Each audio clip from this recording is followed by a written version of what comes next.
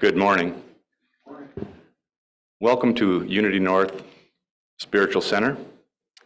We are an inclusive community, and we welcome and accept all people, wherever you are on your journey. We are part of a larger worldwide unity movement. Prayer has and always has been the heart and soul of unity. Our prayer chaplain today is Wendy Erickson. She's available after service. You can give her a call, there's a number, or just talk to her. Brandy and Nancy are our sound team today. Braden is here with the music, and our guest speaker will be Rhonda today. Please join me in the vision and mission statement. Sorry, that's my dad. I'm so sorry.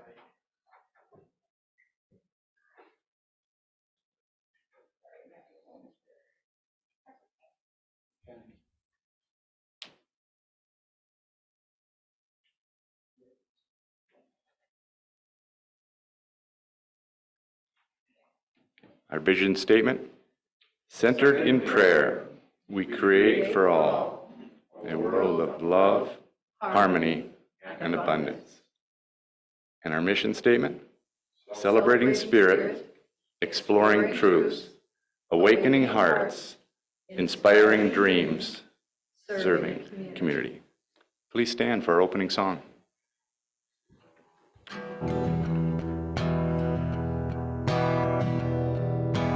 Everywhere I look, I see God in everything. Deep inside and all around me, God in everything. I can feel it in my beating heart, God in everything. It's in every breath of life I take, God in everything. Everywhere I look, I see God in everything. Deep inside and all around me, God in everything. It's in every stranger's face I see God in everything. Brothers, sisters, family are we, God in everything. Everywhere I look, I see God in everything. Deep inside and all around me, God in everything. Mountain, valley, lake, and stream, God in everything. All creation beautiful and free, God in everything. Everywhere I look, I see God in everything. Deep inside and all around me, God in everything. God in everything.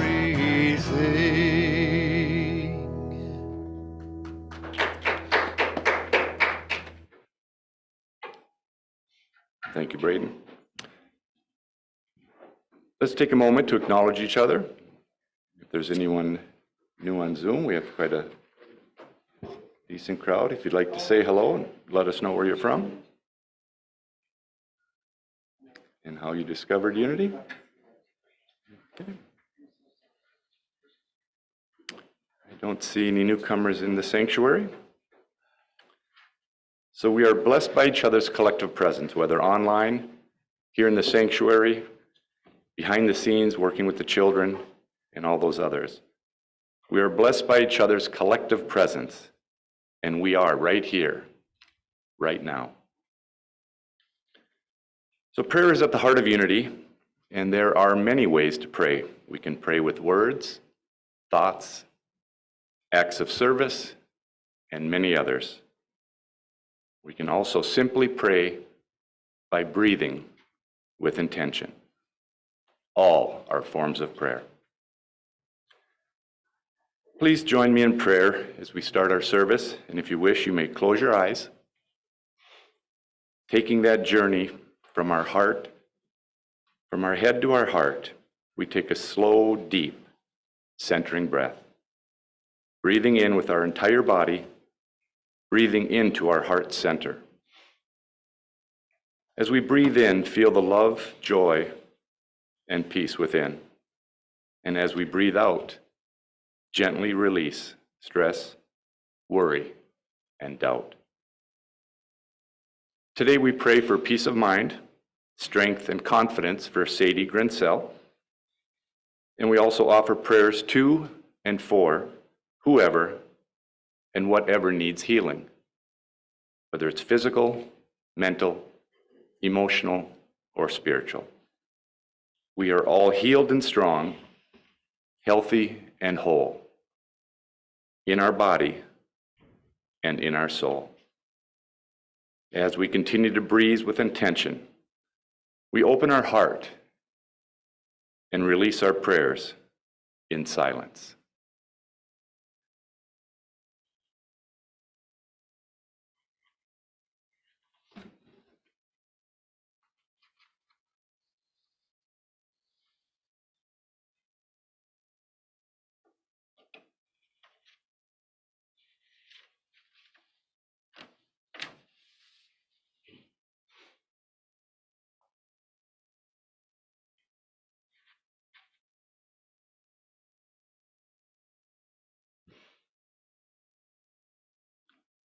Please stay centered as we read the daily word.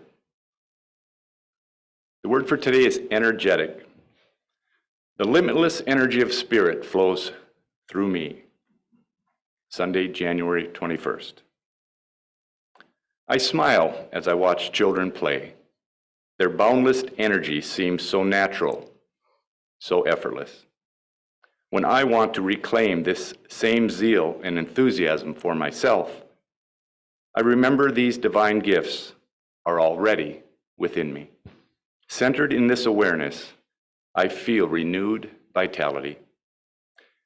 As I take care of my family, move through my workday, enjoy time with dear ones, or volunteer in my community, I engage in all with enthusiasm and feel my energy build. If I feel my enthusiasm faltering, I don't despair. Instead, I pause for a moment to feel the quickening energy of spirit, the divine life and strength that are flowing through me. As I am revitalized, the world feels new. I shimmer with energy and go about doing all I feel called to do. From Colossians chapter 1, verse 11, may you be made strong with all the strength that comes from his glorious power. The word for today is energetic.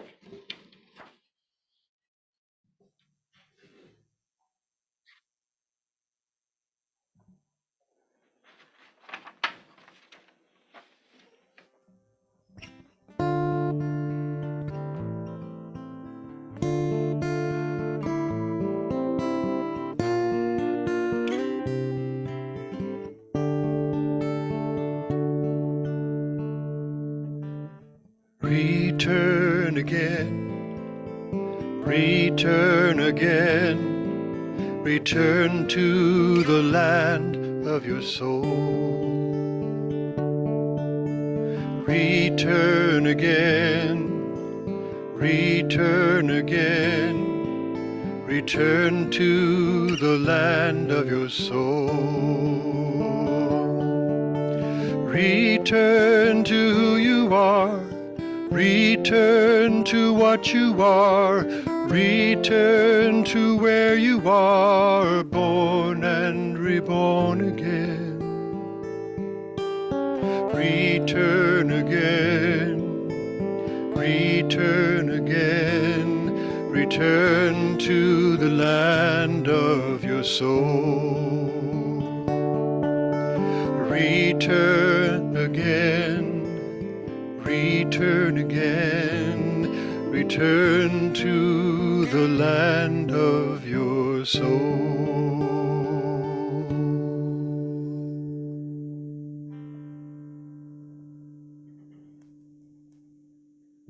Before we get too deeply into our meditation, I'm going to ask you to focus for just a minute on your third eye, on the center for imagination.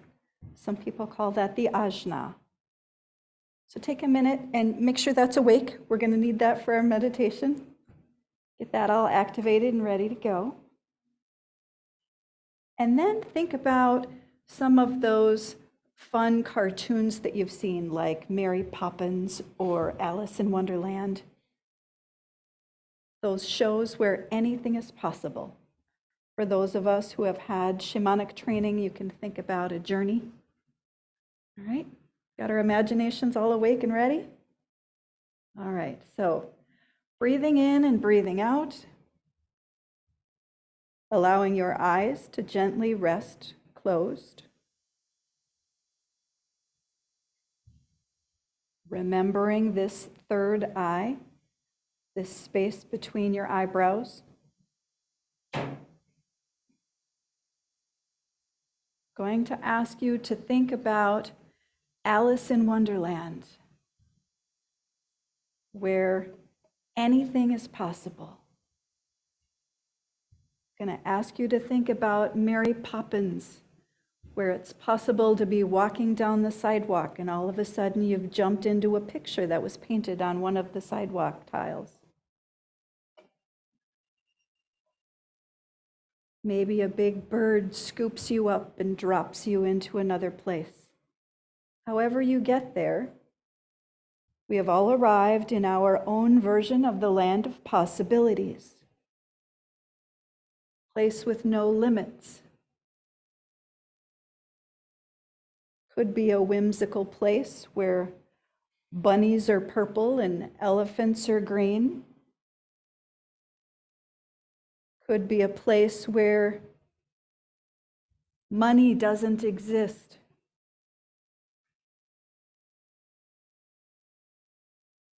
Could be the place where if you want a house in the middle of a lake, no one tells you that it's impractical or too expensive or too much work.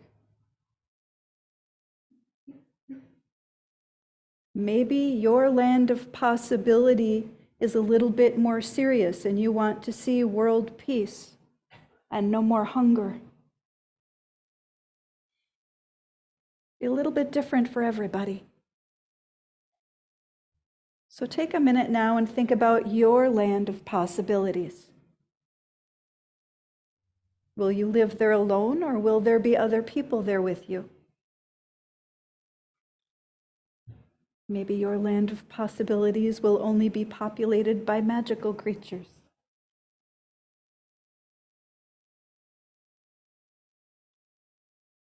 Imagine that landscape now. Think about who might be there with you. Paint the scenery for your land of possibilities, remembering that there are no rules, no limits, nothing is forbidden. It's all up to you. I'll leave you in the silence now for a few minutes to imagine your land of possibilities.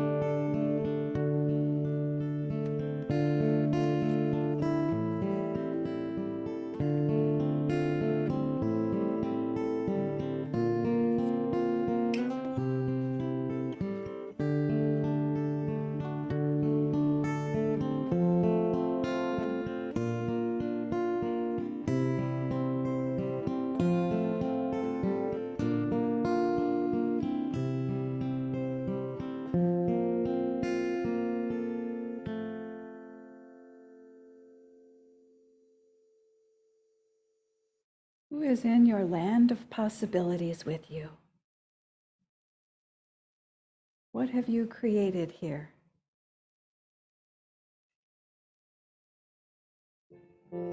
What magic have you woven?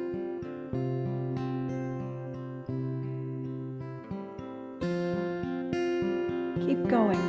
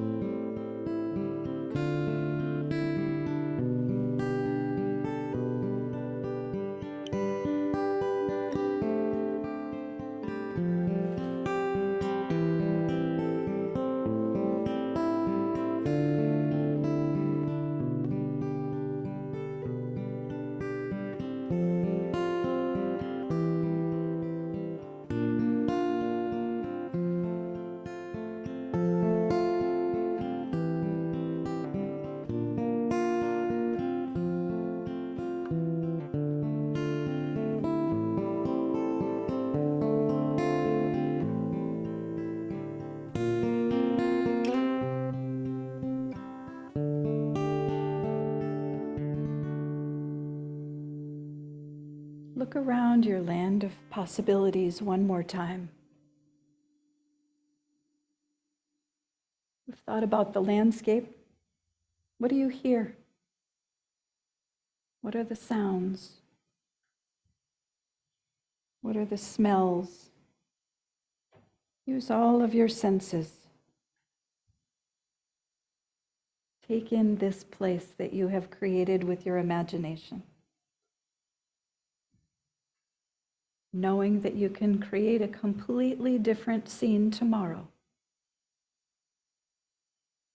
We'll say goodbye for now. Whatever creatures you've created, you can leave them there or bring them back with you. Taking a deep breath,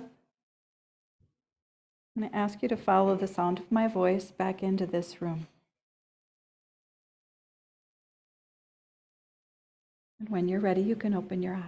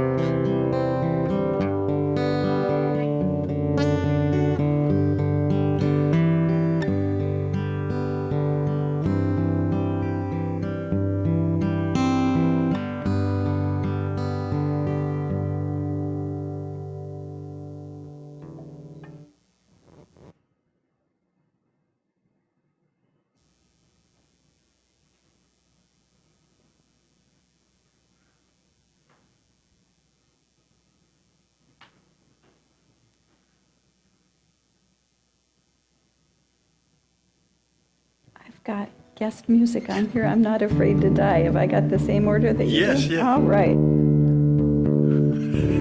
Sorry.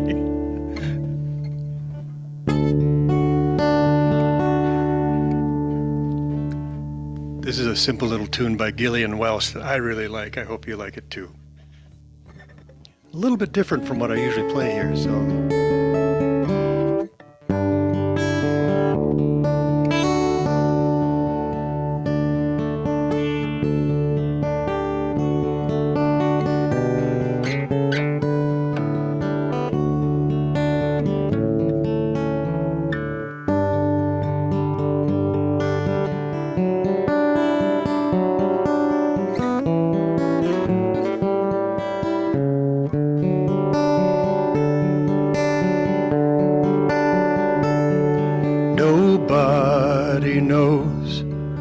what waits ahead beyond the earth and sky.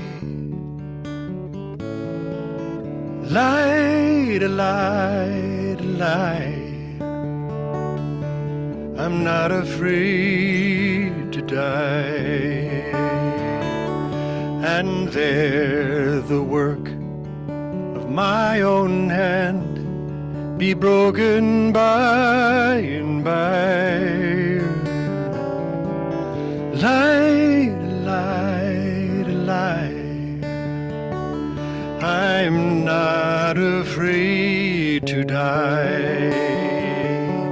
And sometimes God finds me fast asleep and wakes me where I lie.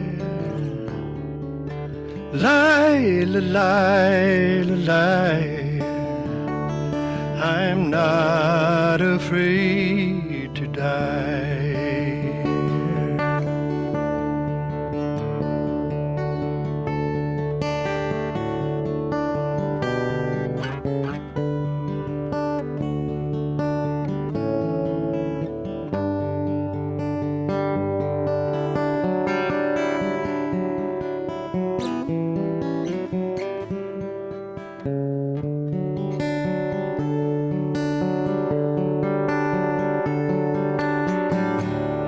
My body as dust to the wind, my restless soul will rise. Light, light, light, I'm not afraid to die.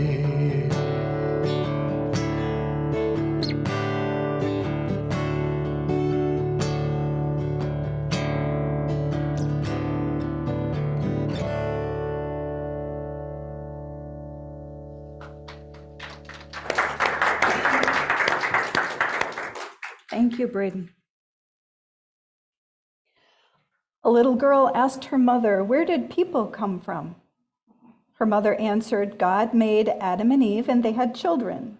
That is how all mankind was made." A couple days later, she asked her father the same question. The father answered, "Many years ago, there were monkeys, which the human race evolved from." The confused little girl returned to her mother and said, "Mommy, how is it possible that you told me that we were created by God and Daddy said we came from monkeys?" The mother answered, "Well, dear, it's very simple. I told you about my side of the family and your father told you about his."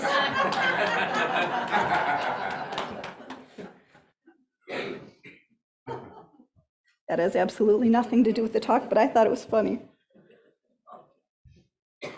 By a show of hands, how many of you make New Year's resolutions? How many of you do that? No? One study found that an average of 44% of Americans make a New Year's resolution before midnight on December 31st. Only 31% of those people stick with the promises they made to themselves the prior year.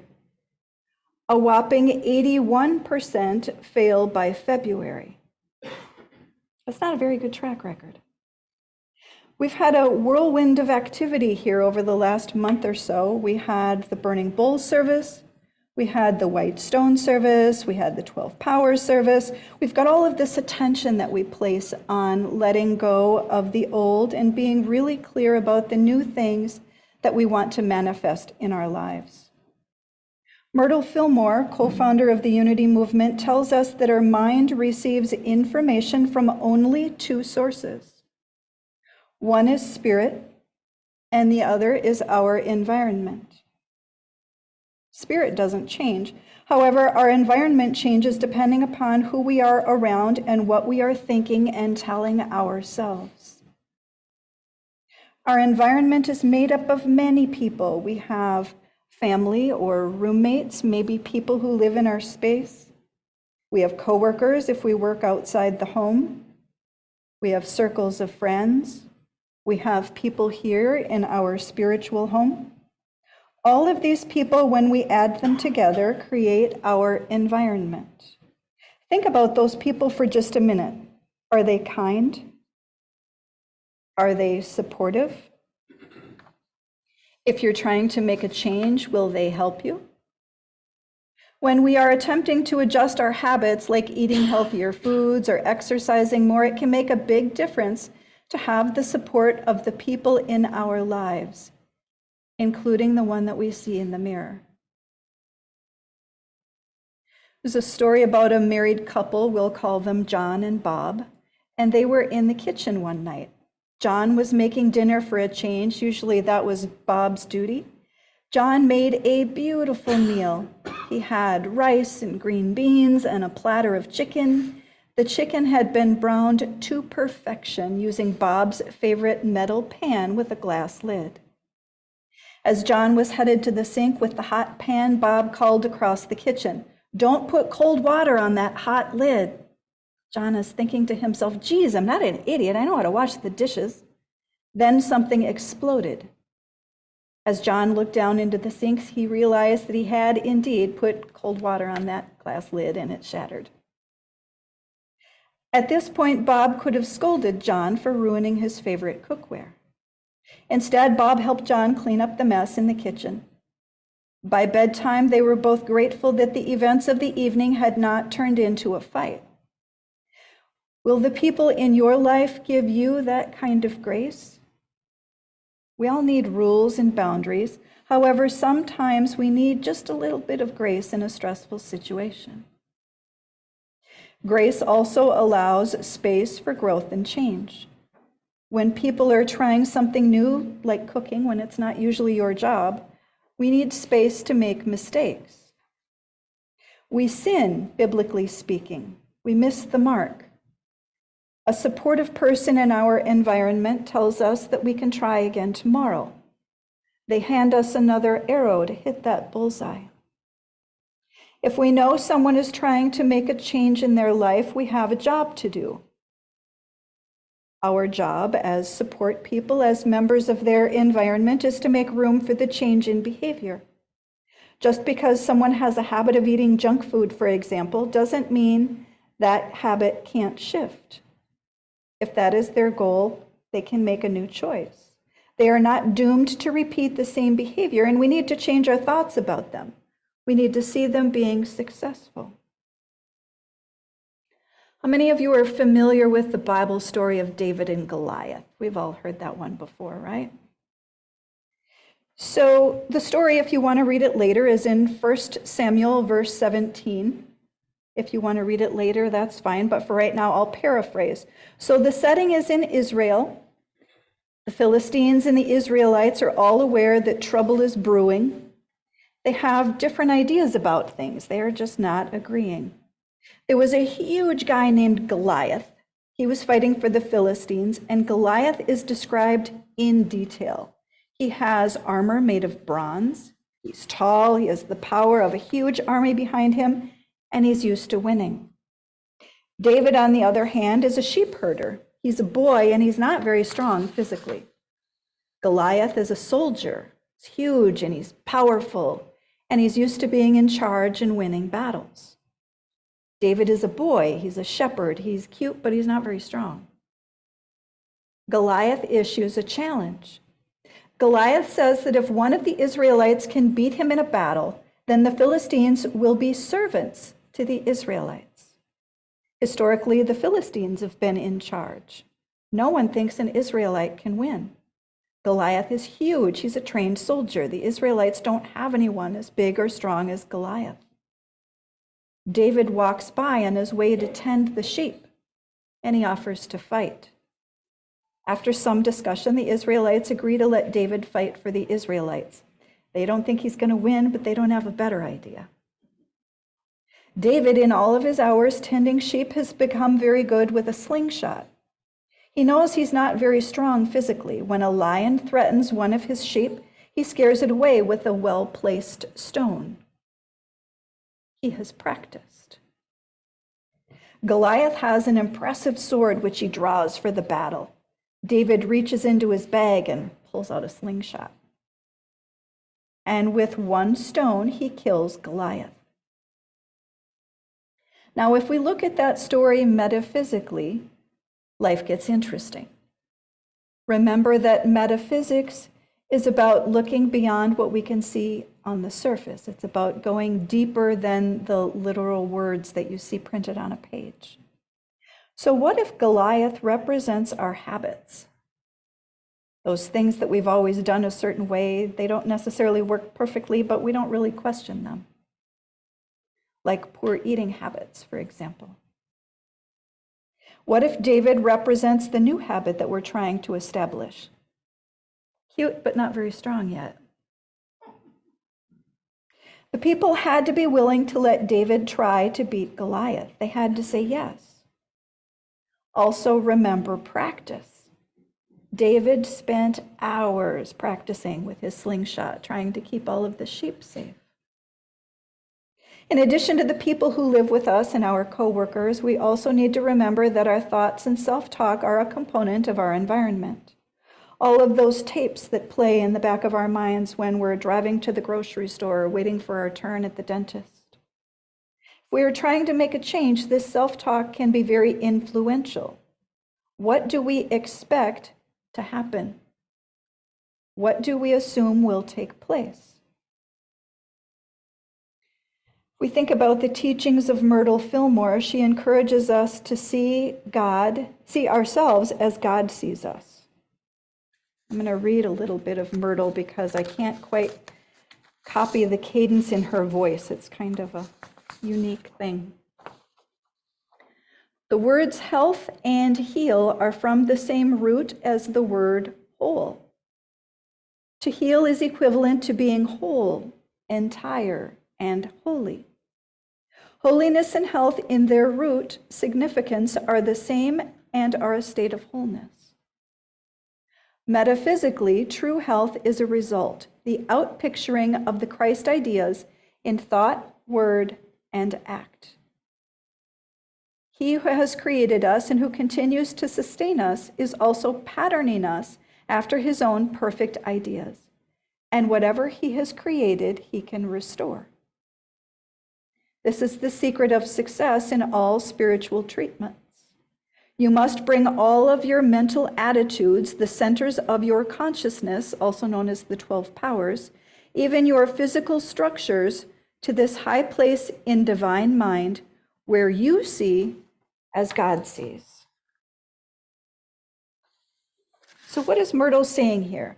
If we look at the roots of words, health, healing, and wholeness, they're all part of the same tree. They have the same origins. If we think metaphysically about these words, we see that our wholeness becomes visible on the outside when we are aligned on the inside, when we can look in the mirror and see with the eyes of spirit, particularly when we are looking at ourselves. So when we are talking about making changes and creating an environment conducive to change, we also need to remember our self-talk. This self-talk needs to be rooted in God, in seeing the truth of ourselves. What are New Year's resolutions really? Part of the appeal at this time of year is that we get to start with a clean slate. Whatever we did last year or in the past doesn't have to define what we do going forward. We get to start over. If you think about it, don't we start over every single day? Every time I go to sleep and wake up again in the morning, I have an opportunity to start over, to reset. If we need help with this idea, think about kids and the way that they approach things. We're going to look at something from the Gospel of Matthew. This is in Matthew 18, 1 through 4. At that time, the disciples came to Jesus and asked, "Who is the greatest in the kingdom of heaven?" He called a child whom he put among them and said, "Truly I tell you, unless you change and become like children, you will never enter the kingdom of heaven. Whoever becomes humble like this child is the greatest in the kingdom of heaven." What does that mean, to become humble like a child? They don't approach a situation as though they know everything that is going to happen. It's all new. anything is possible. They don't have years of behavior and habits to tell themselves exactly how something is going to turn out. What if we pretend that anything is possible, like we did in the meditation in the land of possibilities? What if we get to have a different job? We aren't stuck with that job that we've had for 20 years, working in the same position. If we don't like that job, we get to look for a new one. The job I had yesterday or last year doesn't have to be the job that I have tomorrow. What do I want? What do I tell myself is possible? What do the people in my environment who love me and support me think is possible? What pictures do we all have in our heads about our possibilities? Can we erase those 20 years of whatever it is that we've done for work and create a new picture? Can we proceed as though anything is possible? Can we remove the limits about how much money we think we can earn or the skills that we have? Will the people around me help me brainstorm about my true gifts and abilities? What about our self-talk? What stories do we tell ourselves about what we are able to do to earn a living? What limits do we place on what is possible? I want to close with a few more thoughts from Myrtle. She wrote a whole chapter on New Year's opportunities. The very word new gives a welcome because there is something in the makeup of humankind that craves the freshness that the word suggests. Why not give the word new a place every day? Why not, on first awakening, remind ourselves that this is a fresh new day, full of opportunities and fragrant with possibilities? God did not endow us with brain, soul, and spirit only to have us get entangled in the web of habit. The restrictions of yesterday have no power to overshadow our lives today, when we realize that we are in the eternal now. Let us begin our day with newness of thought and courage. Let us at the beginning of the new year throw the doors of our hearts and homes open to the new. The newing process comes first in mind. Be ye transformed by the renewing of your mind. So I'm going to invite you to spend time every day in the land of possibilities. Thank you.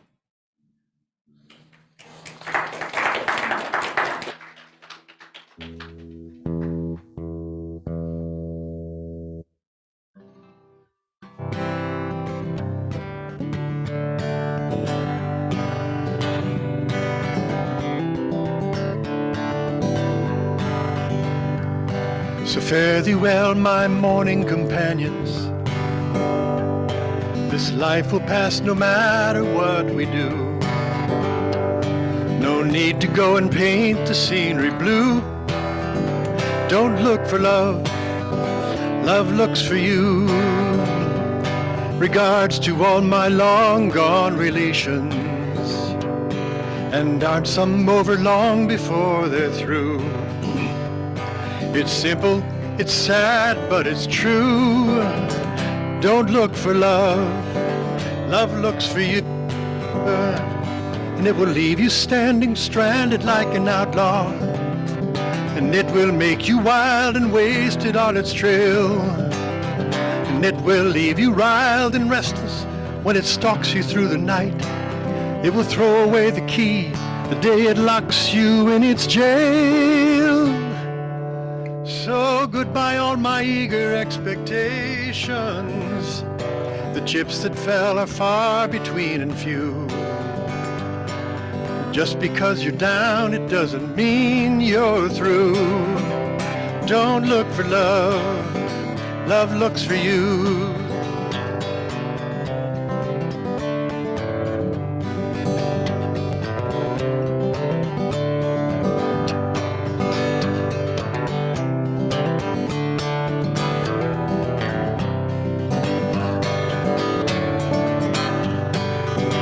And and it will leave you standing stranded like an outlaw. And it will make you wild and wasted on its trail. And it will leave you riled and restless when you stalk it through the night. It will throw away the key the day it locks you in its jail. So fare thee well, my morning companions. This life will pass no matter what we do. No need and go and paint the scenery blue. Don't look for love, love looks for you. Don't look for love, love looks for you.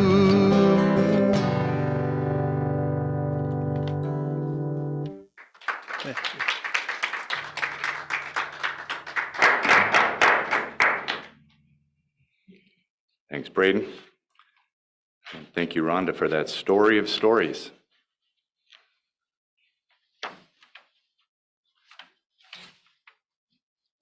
So now it's time to bless our offering.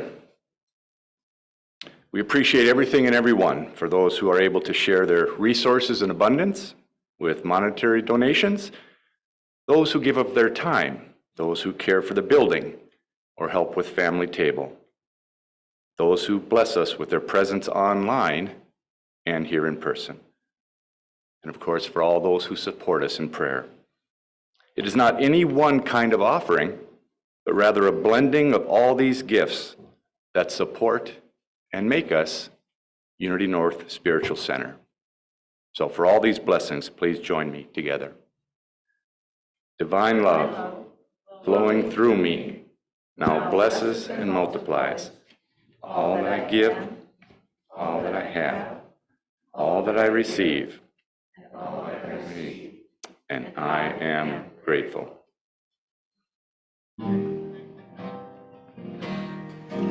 'Tis a gift to be simple, 'tis a gift to be free, 'tis a gift to come down where we ought to be. And when we find ourselves in the place just right, it will be in the valley of love and delight. When true simplicity is gained, to bow and to bend we will not be ashamed. To turn will be our delight, until by turning we come around right.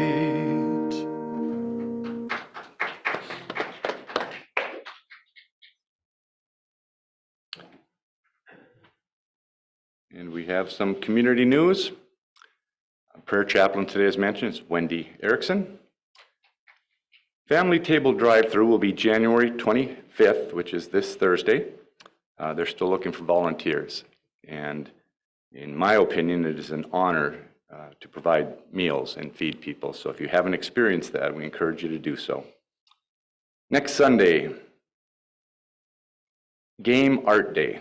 I say it's a game of art, or it's a day of arts and games. So DAG will be the new acronym for that. So I can't pronounce Game Art Day smoothly. So it's a time for get together with, adults and kids and just have some fun. Men's group, facilitated by Noel, will be the 2nd and 4th Saturdays of the month. You can ask him about any details, but it's 11 o'clock in the morning, and that's in person here at the church. And a new class offered by Reverend Kathy. This is a Zoom-only class where we explore the history of the daily word, the power of prayer, what's the difference between prayer and healing. So I encourage you, if you haven't checked this out, please do so, and all the information is on our website. And please join us next Sunday as we support and bless Sadie Grinsell, who's our worship assistant and former YOUer. She's a captain in the Army National Guard, and she has gone this week preparing for her deployment on February 4th. So we ask that you come and join us next Sunday as we send her off with prayer and protection. Honoring our new members next Sunday, please join us in person as we welcome Joseph, Rachel, Aiden, Jacob, and Tara into the Unity membership. Mark your calendars, of course. February 18th is our annual meeting. And a special Sunday class, Diversity, Equity, and Inclusion, with Sean Payton, will be Sunday, February 25th. And all that information is online at our website.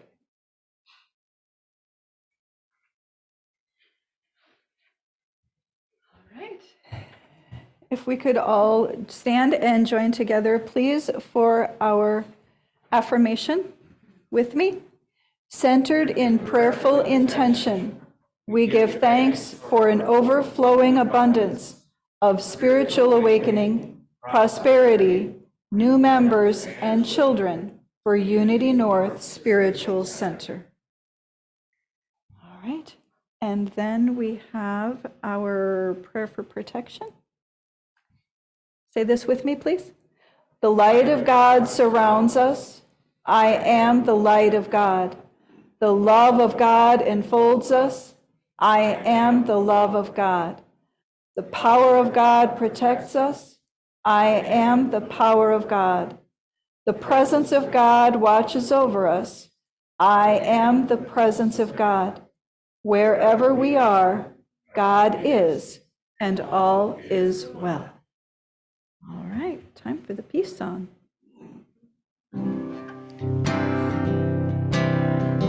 Let there be peace on earth, and let it begin with me.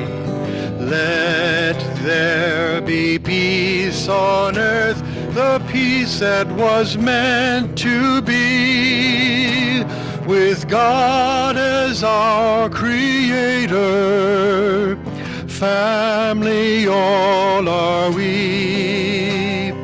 Let us walk with each other in perfect harmony. Let peace begin with me. Let this be the moment now.